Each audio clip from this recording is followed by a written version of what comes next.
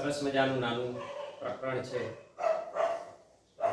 અગાઉના જ કન્સેપ્ટને આપણે યુઝ કરવાના છે અને એમાં પ્લસ કરીશું થોડું. તો અગાઉના 5 ચેપ્ટર જો ક્લિયર હોય, ખાસ કરીને શરૂઆતના વિદ્યુત ક્ષેત્રને લગતા જો પ્રકરણો તમને ક્લિયર હોય તો કદાચ એના બેઝ ઉપર પણ આ તમને ક્લિયર થઈ શકે. તો સરસ મજાનું નાનું ચેપ્ટર છે. સમજૂતીથી શરૂઆત કરીશું અને એને સમજવાની આપણે તૈયારી કરીશું. તો એ પ્રકરણ છે તમારું પ્રકરણ 6,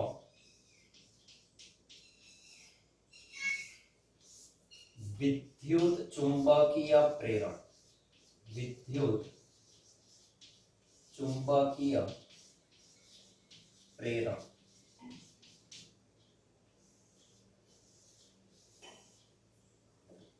પ્રેરણ શબ્દ પડે ને આપણને મજા આવે, કારણ કે મોટા ભાગની કુદરતમાં બનતી ઘટનાઓમાં પ્રેરણ બહુ મહત્વનો ભાગ ભજવે. આપણી એ પ્રોગ્રેસમાં કે આપણા જીવનકાળ દરમિયાન અત્યાર સુધી તમે જે કોઈ ઘટનાઓમાંથી પસાર થયા, તમે જે કંઈ કર્યું એમાં પ્રેરણનો સવિશેષ ફાળો રહેલો છે. અને આપણે પહેલા પ્રકરણમાં પ્રેરણ વિશેની વાત કરી હતી, યાદ હોય તો વિદ્યુત ભારનું પ્રેરણ. સરસ મજાની ઘટના હતી. સંપર્ક સિવાય, ઘર્ષણ વિના. તો શ્રેષ્ઠતમ, સૌથી શ્રેષ્ઠ જો કોઈ પ્રક્રિયા હોય તો પ્રેરણની પ્રક્રિયા છે, કે જેના દ્વારા કંઈ પણ મેળવવું એ સૌથી શ્રેષ્ઠ ગણી શકાય. નહીં સંપર્ક, નહીં ઘર્ષણ. ઘર્ષણ સૌથી છેલ્લું આવે, સંપર્ક અને સૌથી ટોચ પર આવે તમારું પ્રેરણની ઘટના. પ્રાણી, પશુ, પક્ષી કે કુદરતી કોઈ પણ ઘટનાઓ તમે જુઓ તો મોટા ભાગે એનું હેન્ડલિંગ પ્રેરણ દ્વારા જ શક્ય બનતું હોય.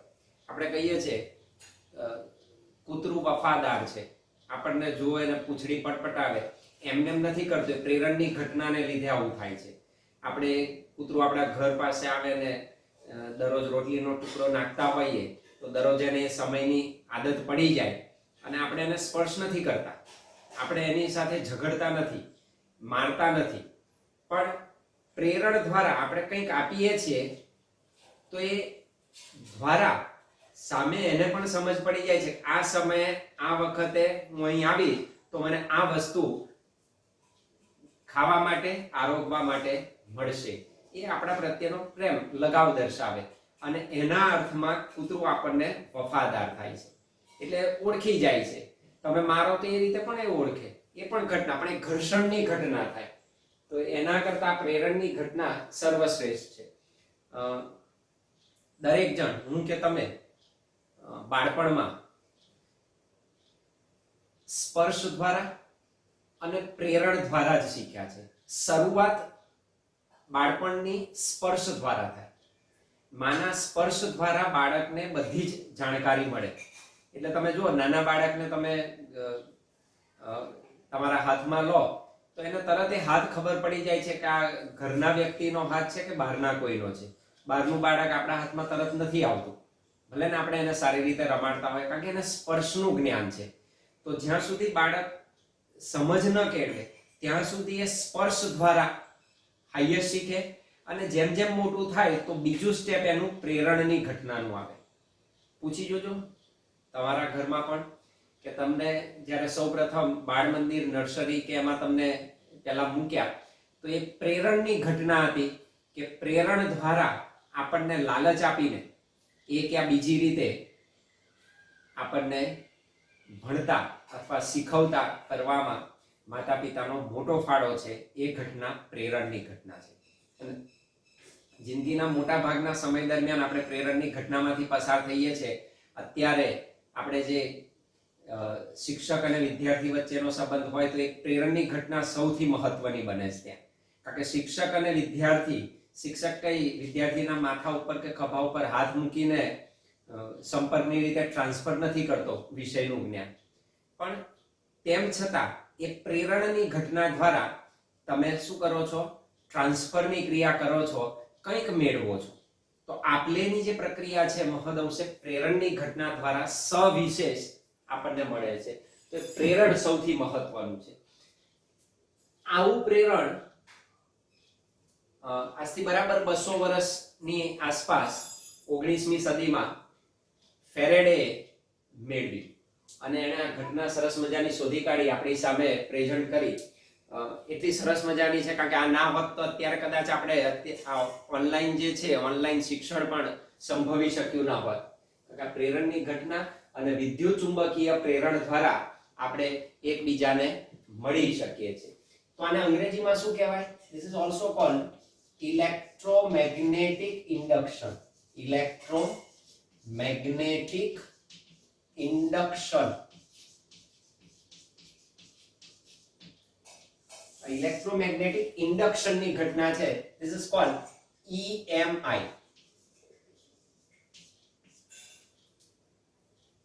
બેંકનો હપ્તો નહીં, બેંકમાંથી લોન લીધી હોય તો EMI ભરવા પડે, બરાબર?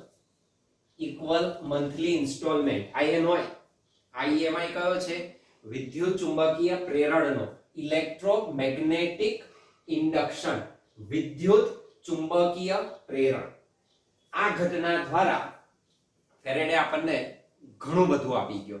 અને એમે તમે વિચારો તો એન્જિનિયરિંગ શાખામાં ફેરેડેનો બહુ મોટો હાથ છે, નહીતર એન્જિનિયરિંગ શાખા આપણી પાસે ના હોત. કારણ કે એણે જે એન્જિનિયરિંગમાં ખાસ કરીને મિકેનિકલ ને એમાં એનો મોટો ફાળો છે કે મોટા ગેજેટ્સ જ્યારે બનાવવાના હોય ત્યારે વિદ્યુત ચુંબકીય પ્રેરણની ઘટના બહુ એમાં મહત્વનો ભાગ ભજવતી હોય છે. તો ઇલેક્ટ્રોમેગ્નેટિક ઇન્ડક્શનની ઘટના શ્રેષ્ઠ છે જ. અને એ ઘટના હવે એનો આપણે લાભો લઈશું કે શીખવાની કોશિશ તરફ આગળ વધીશું. That is called EMI, electromagnetic induction, વિદ્યુત ચુંબકીય પ્રેરણ. સિમ્પલ કન્સેપ્ટ આવો છે આમાં. અગાઉ આપણે જોઈ ગયા ઓર્સ્ટેડનો પ્રયોગ, આપણને ખબર છે. ઓર્સ્ટેડનું અવલોકન આપણે જાણીએ છીએ. તો ઓર્સ્ટેડે સૌપ્રથમ અવલોકન એવું કર્યું 1820 ના ગાળામાં. તો 1820 ના ગાળામાં ઓર્સ્ટેડે જે અવલોકન કર્યું એનાથી આખી ક્રાંતિ આવીને આખો ચેન્જ આવ્યો. એણે સૌપ્રથમ નિહાળ્યું કે જ્યારે કોઈ વાહકમાં વિદ્યુત પ્રવાહ પસાર કરવામાં આવે ત્યારે એ વાહકની આસપાસના વિસ્તારમાં ચુંબકીય ક્ષેત્ર ઉત્પન્ન થાય છે. એટલે કે વિદ્યુત પ્રવાહ, વિદ્યુત ક્ષેત્ર લાગુ પાડો તો આસપાસ ચુંબકીય ક્ષેત્રનું પણ નિર્માણ શક્ય બને છે. આ ઓર્સ્ટેડનું સિમ્પલ અવલોકન, ઓબ્ઝર્વેશન હતું, એનું નિરીક્ષણ હતું. અને એના ઉપરથી એ આપણે એમ કહી શકીએ કે આપણા મોડર્ન ફિઝિક્સમાં ઘણી મોટી ક્રાંતિ આવી અને આપણે ચુંબકીય ક્ષેત્ર તરફ વળ્યા. ત્યારબાદ તો અનેક અવલોકનો અને પ્રયોગો આપણે શીખ્યા કે બાયો સાવર લો આવ્યો, એમ્પિયરનો નિયમ આવ્યો, ઘણી બધી પ્રગતિ એમાં થઈ. અને એમાં વધારાનું એક પીછું સફળતાનું એ ફેરેડેના માનમાં જાય. તો ફેરેડે એમાં પોતાનો ભાગ સૌથી સવિશેષ એણે આપ્યો. અને એણે એ જોયું કે જો આપેલો વિદ્યુત પ્રવાહ ધારિત તાર પોતાની આસપાસના વિસ્તારમાં ચુંબકીય ક્ષેત્રનું નિર્માણ કરતો હોય તો એવું શક્ય ન બને કે ચુંબકીય ક્ષેત્ર જ્યાં હોય અને એમાં હું કોઈક પ્રકારનો ફેરફાર કરું તો વિદ્યુત ક્ષેત્રનું નિર્માણ થાય. તો ચુંબકીય ક્ષેત્રના ફેરફાર દ્વારા જ્યારે વિદ્યુતનું નિર્માણ શક્ય બને તો એ ઘટના આપણને વિદ્યુત ચુંબકીય પ્રેરણ તરફ દોરી જાય. તો ચુંબકીય ક્ષેત્રના આધારે વિદ્યુત વાઇસ વર્સા. કારણ કે આપણે જાણીએ છીએ કે આ બધી કુદરતી મોટાભાગની ઘટનાઓ છે ને કુદરત હંમેશા સમમિતિમાં માને છે. એટલે એક વસ્તુ બનતી હોય ની રિવર્સ પણ શક્ય બને. આવું ફેરેડેના મગજમાં આવ્યું અને ફેરેડે એના ઉપર ઘણું કામ કર્યું તે વખતે. અને આ સરસ મજાની ઘટના એને આપણને આપી. ઘટના જ નહીં, ઘણા બધા અત્યારના મોટા ભાગના ગેજેટ્સ એના ઉપર ડિપેન્ડન્ટ છે. તો આ ગેજેટ આપણે જે કંઈ ઉપયોગમાં લઈએ છીએ રોજબરોજમાં, આ ઘટનાનો બહુ મોટો ફાળો છે. જેમ કે ટ્રાન્સફોર્મર છે, જનરેટર છે. તો આ અત્યારે આપણને સાંભળવામાં શબ્દો બહુ કોમન લાગે, પણ એની પાછળનું મોટા ભાગનું જે પરિબળ ભાગ ભજવે છે એ આખી વિદ્યુત ચુંબકીય પ્રેરણની ઘટના છે. તે વખતે એક સ્ટોરી એની જાણીતી છે ફેરેડેની.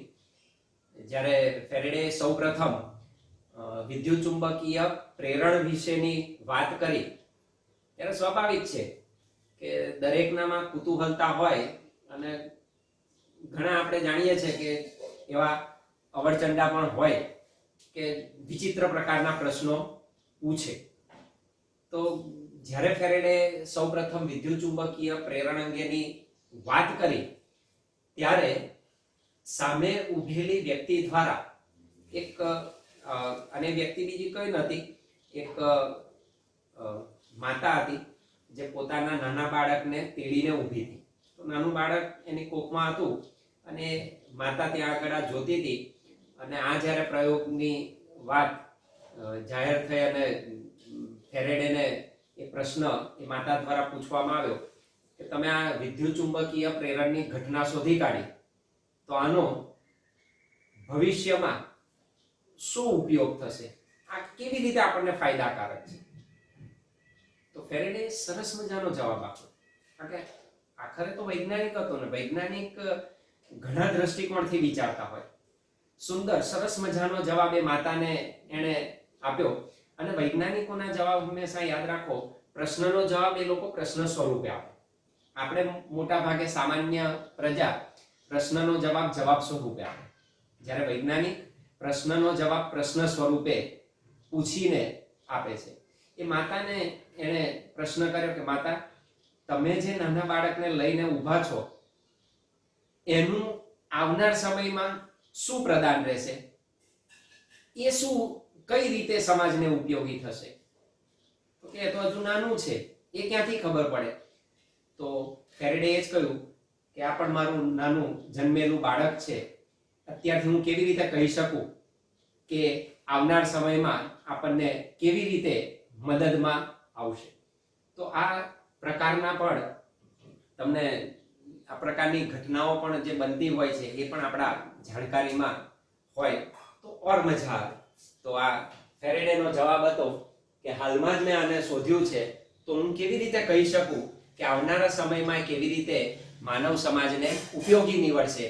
200 વર્ષ પછી આજે આપણને ખબર પડે છે કે ફેરેડે જે શોધી ગયો એના ઉપર જ અત્યારે આપણે જે કઈ ઉપયોગમાં લઈએ છીએ, આપણે જે કઈ એને કહેવાય ટેકનોલોજીનો આપણે ઉપયોગ કરીએ છીએ, તો ટેકનોલોજીના ક્ષેત્રે સર્વશ્રેષ્ઠ આ ઘટનાનો ફાળો રહેલો છે. તો આવો એને માણીએ, આપણે સમજીએ વિદ્યુત ચુંબકીય પ્રેરણની ઘટના. તો સમજીએ છે સૌથી પહેલા, તો સૌથી પહેલું આપણે સમજીશું ચુંબકીય ફ્લક્સનો ખ્યાલ. ચુંબકીય flux, that is called magnetic flux. Magnetic flux એનો કન્સેપ્ટ સૌથી પહેલો ક્લિયર કરીએ. તો ચેપ્ટર 1 માં પાછા જઈએ. ચેપ્ટર 1 માં આપણે સૌપ્રથમ શીખ્યા હતા, ગોસનો નિયમ શીખ્યા પહેલા આપણે વાત કરી હતી વિદ્યુત ફ્લક્સની, યાદ હોય તો એને તમે જોઈ શકો. વિદ્યુત ફ્લક્સની વાત કરી હતી. સેમ વે વિદ્યુત અને ચુંબકીય ઘટનાઓ જે છે પેરેલલ જાય છે. જસ્ટ જે રાશિઓ છે એની સંજ્ઞાઓ કે એના થોડા ગુણધર્મોમાં ચેન્જ આવે, બાકી ઘટનાઓ સમાનતાના ધોરણે આપણે સમજી શકીએ ને શીખી શકીએ. તો જે રીતે વિદ્યુત ફ્લક્સ હતું જેને આપણે કહ્યું હતું phi e, ઇલેક્ટ્રિક ફ્લક્સ, તો એનો સિમ્બોલ આપણે phi e તરીકે લીધો હતો. અને આ વિદ્યુત ફ્લક્સને આપણે ડિફાઇન કર્યું હતું E સદિશ ડોટ A સદિશ વડે. કંઈક એવું જ ચુંબકીય ફ્લક્સ માટે છે, that is magnetic flux. તો ચુંબકીય ફ્લક્સ અંગેનો આપણે સૌપ્રથમ ખ્યાલ મેળવવો છે કે ચુંબકીય ફ્લક્સ કેવી રીતે આપણને પ્રાપ્ત થાય અને કોના ઉપર આધારિત છે. આપણી પાસે આ સૂત્ર તો છે જ, એના ઉપરથી આપણે સીધું લખી શકીએ, પણ આપણે સીધું નથી લખતા. કેવી રીતે ચુંબકીય ફ્લક્સ આપણને પ્રાપ્ત થાય છે અને આપેલી રાશિ કઈ અન્ય ભૌતિક રાશિઓ ઉપર ડિપેન્ડન્ટ છે, કેવી રીતે આધાર રાખે છે, આપણે એ સમજીને આગળ વધીશું. એના માટે આપણે સૌપ્રથમ વાત કરીશું. ધારો કે મેગ્નેટિક ફ્લક્સ, ચુંબકીય ફ્લક્સ ને સાદી ભાષામાં વ્યાખ્યાયિત કરવું હોય, સમજવું હોય, તો વિદ્યુત ફ્લક્સ આપણને ખબર છે. વિદ્યુત ફ્લક્સ શું હતું? તો વિદ્યુત ફ્લક્સ બીજું કશું નથી, આપેલી કોઈ સપાટીને લંબ રૂપે, કેવી રીતે? પરપેન્ડિક્યુલર, લંબ રૂપે પસાર થતી વિદ્યુત ક્ષેત્ર રેખાઓની સંખ્યા આપેલ સપાટી સાથે સંકળાતું વિદ્યુત ફ્લક્સ કહેવાય. સેમ મેનરમાં ચુંબકીય ફ્લક્સ શું છે? તો ચુંબકીય ફ્લક્સ એટલે આપેલ કોઈ સપાટી સાથે, સપાટીને લંબ રૂપે, સપાટીને લંબ રૂપે, આ બહુ જરૂરી છે, પેરેલલ નહીં, સપાટીને લંબ રૂપે પસાર થતી ચુંબકીય ક્ષેત્ર રેખાઓ, ચુંબકીય ક્ષેત્ર રેખાઓ ની સંખ્યાને તે સપાટી સાથે સંકળાતું ચુંબકીય ફ્લક્સ કહે છે. તો ચુંબકીય ફ્લક્સ શું છે? આપેલી સપાટીને લંબ રૂપે, સમાંતર નહીં, પેરેલલ નહીં, સપાટીને લંબ રૂપે પસાર થતી ક્ષેત્ર રેખાઓની સંખ્યા, એ લંબ રૂપે જેટલી ક્ષેત્ર રેખાઓ પસાર થાય, that is called its flux. એનો ફ્લક્સ એટલે જથ્થો. કેટલી જથ્થામાં, કેટલી સંખ્યામાં આપેલી સપાટીને લંબ રૂપે ચુંબકીય ક્ષેત્ર રેખાઓ સંકળાયેલી છે, એ એની સાથે સંકળાયેલું શું કહેવાય? ચુંબકીય ફ્લક્સ કહેવાય. ધારો કે કોઈ એક સપાટી આપણે વિચારી લઈએ. ધારો કે આ કોઈ એક સમતલ સપાટી લઈ લઈએ. આ સમતલ સપાટી મેં વિચારી. આપેલી સમતલ સપાટીને લંબ રૂપે પસાર થતી, માન લો કે સમાન ચુંબકીય ક્ષેત્ર રેખાઓ વિચારી લો, તો આ સમાન ચુંબકીય ક્ષેત્ર રેખાઓ પસાર થાય છે. તો આ દિશામાં સમાન ચુંબકીય ક્ષેત્ર રેખાઓ છે, લંબ રૂપે પસાર થાય છે. તો સપાટી આમ છે અને એને લંબ રૂપે ચુંબકીય ક્ષેત્ર રેખાઓ પસાર થાય છે. આ બી સદિશ છે. તો અહીં તમે જુઓ, આપેલી સપાટીને લંબ રૂપે 1, 2 ને 3 ત્રણ ક્ષેત્ર રેખાઓ પસાર થઈ, એનો અર્થ આપેલી સપાટી સાથે સંકળાતું ફ્લક્સ, હવે હું એને કહીશ phi b. B is for magnetic, E is for electric. તો મેગ્નેટિક ફ્લક્સ, ચુંબકીય ફ્લક્સ કેટલું થાય? જેટલી ક્ષેત્ર રેખાઓ સંકળાય. This is 3 Weber. તો phi b is equal to 3. તો જેટલી ક્ષેત્ર રેખાઓ આપેલી સપાટીને લંબ રૂપે પસાર થાય, શબ્દ બહુ અગત્યનો છે, એ આપેલી સપાટી સાથે સંકળાતું શું કહેવાય? ચુંબકીય ફ્લક્સ કહેવાય. તો આ સપાટી સાથે સંકળાતી ત્રણ ક્ષેત્ર રેખાઓ છે, તેનું ચુંબકીય ફ્લક્સ કેટલું હોય? તો એમ કહી શકો, સંકળાતી ચુંબકીય ક્ષેત્ર રેખાઓની સંખ્યા, એટલે કે ચુંબકીય ક્ષેત્રનું મૂલ્ય. જો ચુંબકીય ક્ષેત્રનું મૂલ્ય અહીં આગળ જે દર્શાવેલું છે એ ક્ષેત્રમાં હું વધારો કરું, ચુંબકીય ક્ષેત્રના મૂલ્યમાં વધારો કરું. આ મૂલ્યમાં કેવી રીતે વધારો થાય? તો આપણને ખબર છે કે ચુંબકીય ક્ષેત્રની તીવ્રતા હું વધારું, ઇન્ટેન્સિટી વધારું, તો આ જે ક્ષેત્ર રેખાઓ છે એકબીજાની પાસે આવશે, ગીચોગીચ. તો એની તીવ્રતામાં શું થાય? વધારો થાય, એની ઇન્ટેન્સિટી વધે, તો ક્ષેત્રની પ્રબળતામાં વધારો થાય. માન લો કે અહીં જોઈ શકાય કે આપેલું ચુંબકીય ક્ષેત્ર ની તીવ્રતા હું વધારું છું, તો આ જ સપાટીઓ અહીંયા આગળ લઈ લઉં અને એની તીવ્રતામાં વધારો કરીએ, તો સપાટી એટલી જ છે અને ક્ષેત્રની તીવ્રતામાં હું વધારો કરું તો શું થશે? ક્ષેત્ર રેખાઓ પાસ પાસે આવે એટલે આ તીવ્રતા વધી ગઈ, ક્ષેત્ર રેખાની તીવ્રતા શું થઈ ગઈ? વધી ગઈ.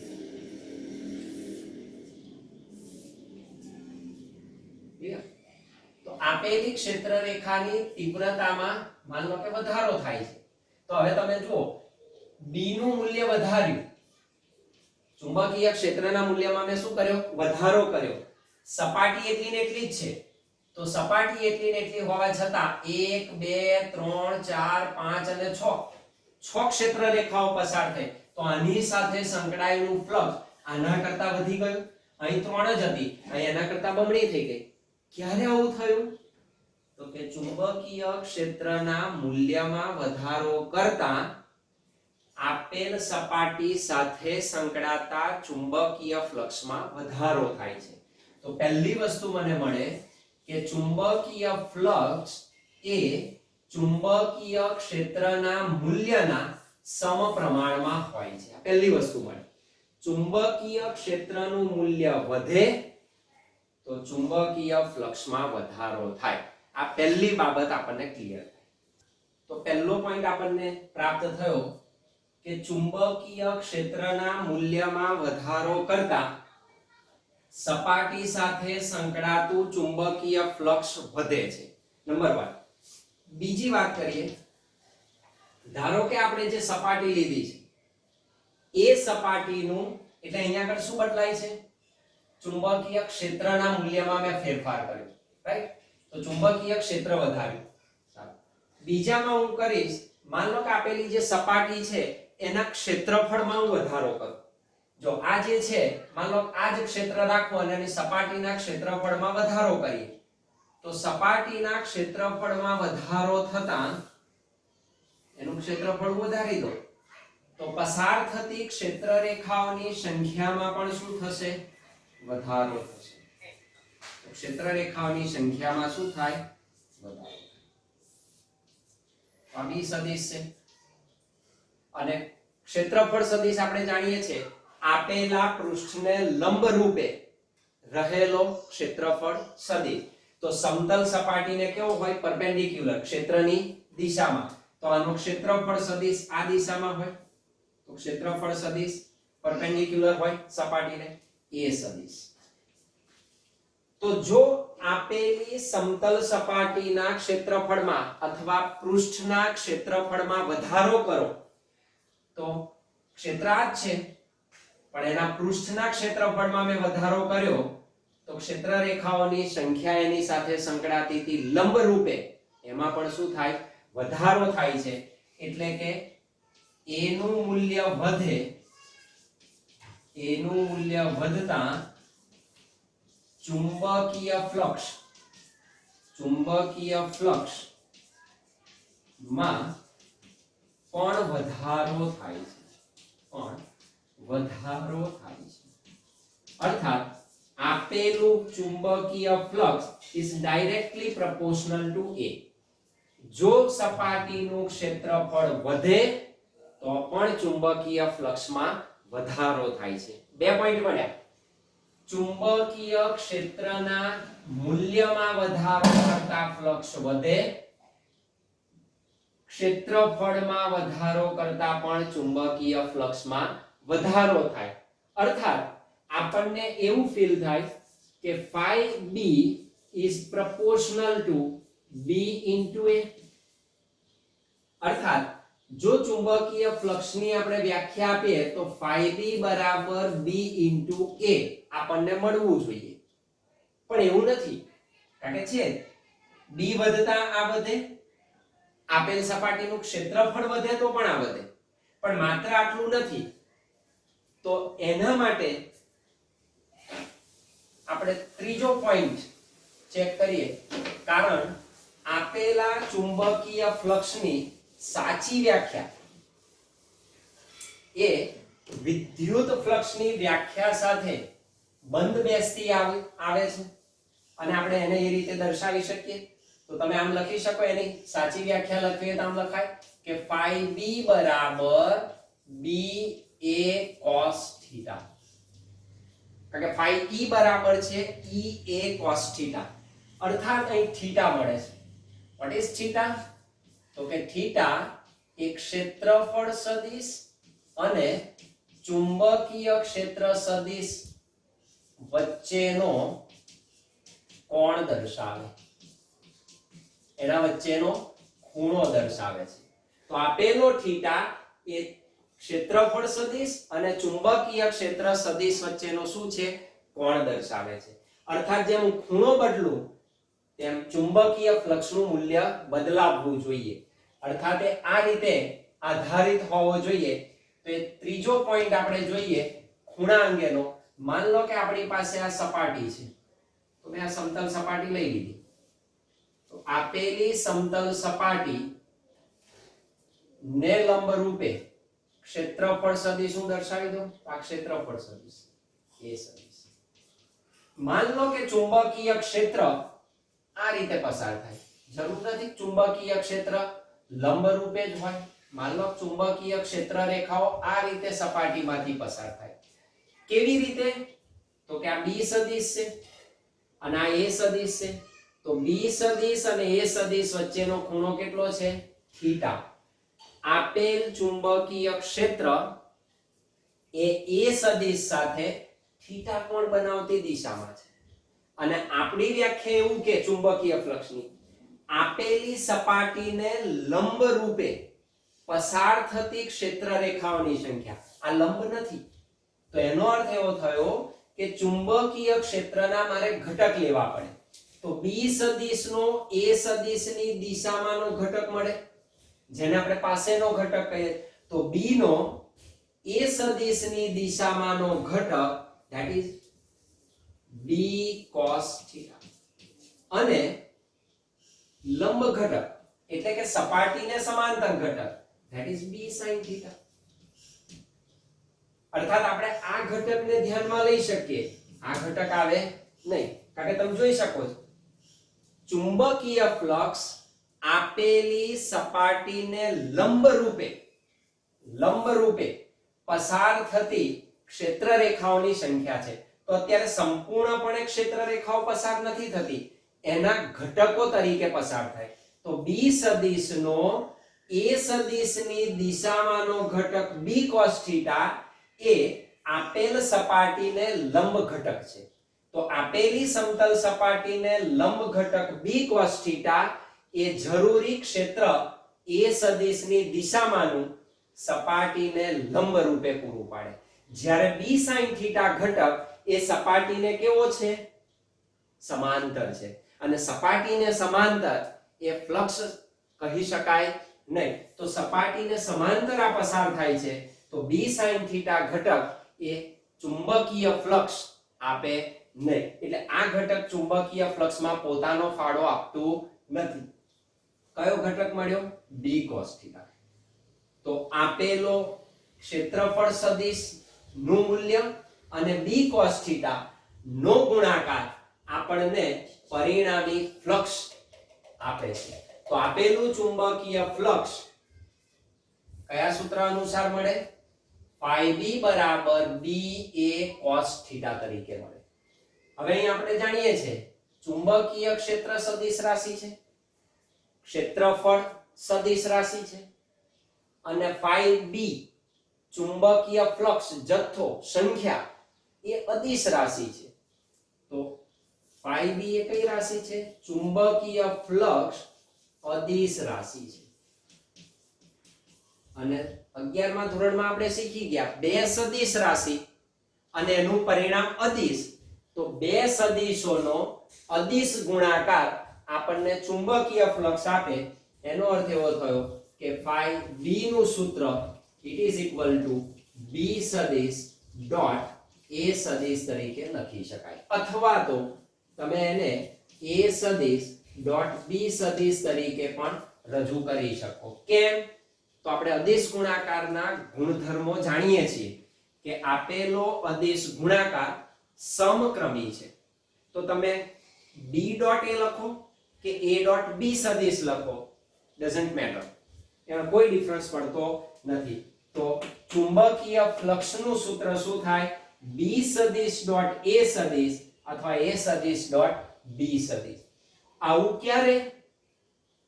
તો આપેલી સપાટી નિયમિત હોય, તો આ નિયમિત સપાટી માટે અને સમાન ચુંબકીય ક્ષેત્ર હોય ત્યારે આ સાદું સૂત્ર તમને મળે, that is b સદિશ ડોટ a સદિશ.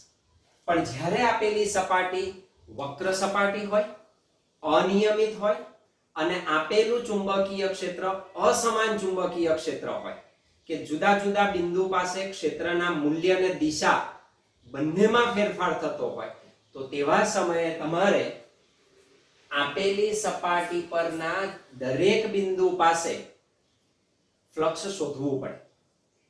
તો એના સૂક્ષ્મ ભાગ પાડવા પડે, તો પૃષ્ઠખંડ લેવા પડે, જે તે પૃષ્ઠખંડ માટે સંકળાયેલું ફ્લક્સ φb1, φb2, φbn શોધવા પડે અને સમગ્ર સપાટી ઉપર આપેલા ફ્લક્સનો કુલ અદિશ સરવાળો લેવો પડે કે અદિશ રાશિ છે, તો તમે સમગ્ર સપાટી સાથે સંકળાયેલું કુલ ફ્લક્સ શોધી શકો. અને એમાં જો આપેલા ક્ષેત્રફળ સદિશને શૂન્યવત નાનો કરો તો સંકલનની ભાષા આવે, જે આપણે પ્રથમ પ્રકરણમાં શીખી જ ગયા છે વિદ્યુત ફ્લક્સના સંદર્ભમાં, કે વિદ્યુત ફ્લક્સ સંકલનના સ્વરૂપે શું હતું? તો કે આપેલા પૃષ્ઠ પરનું પૃષ્ઠ સંકલન, તો આપેલા પૃષ્ઠ પરના કોઈ સદિશ એટલે વિદ્યુત ક્ષેત્રનો સદિશ હતો, આપેલા સદિશનું તે પૃષ્ઠ પરનું પૃષ્ઠ સંકલન તેનું વિદ્યુત ફ્લક્સ કહેવાય. તો એ રીતે પણ તમે સંકલન દ્વારા શોધી શકો. જ્યારે સપાટી વક્ર હોય અને ક્ષેત્ર અનિયમિત હોય ત્યારે જુદા જુદા બિંદુ પાસે મૂલ્ય અને દિશા બંને જુદા જુદા મળે, તો તમારે સમગ્ર સપાટી ઉપર સૂક્ષ્મ ખંડોમાં વિભાજન કરી સપાટીનું સૂક્ષ્મ સપાટીઓ માટે સૂક્ષ્મ ફ્લક્સ શોધી d∅b1, d∅b2 અને દરેકનો સરવાળો કરી અને છેવટે સંકલનની ભાષાનો ઉપયોગ કરી અને તમે સમગ્ર સપાટી સાથે સંકળાતું ચુંબકીય ફ્લક્સ શું કરી શકો? મેળવી શકો. અર્થાત આના ઉપરથી એટલી આપણને ઘટનાનો ખ્યાલ આવ્યો કે આપેલું ચુંબકીય ફ્લક્સ એ ચુંબકીય ક્ષેત્રના મૂલ્યમાં ફેરફાર થતા બદલાય, આપેલી સપાટીના ક્ષેત્રફળમાં તમે વધારો ઘટાડો કરો તો બદલાય. તદુપરાંત આ બંને સદિશો ક્ષેત્રફળ સદિશ અને ચુંબકીય ક્ષેત્ર સદિશ વચ્ચેના ખૂણામાં ફેરફાર થાય, વચ્ચેનો કોણ બદલાય તો પણ ચુંબકીય ફ્લક્સમાં શું થાય છે? ફેરફાર થાય છે. આટલી બાબત ક્લિયર હોવી જોઈએ, કારણ કે હવે આનો આપણે ભરપૂર ઉપયોગ કરવાનો છે, એટલે ચુંબકીય ફ્લક્સનો ખ્યાલ તદ્દન ક્લિયર થવો રહે.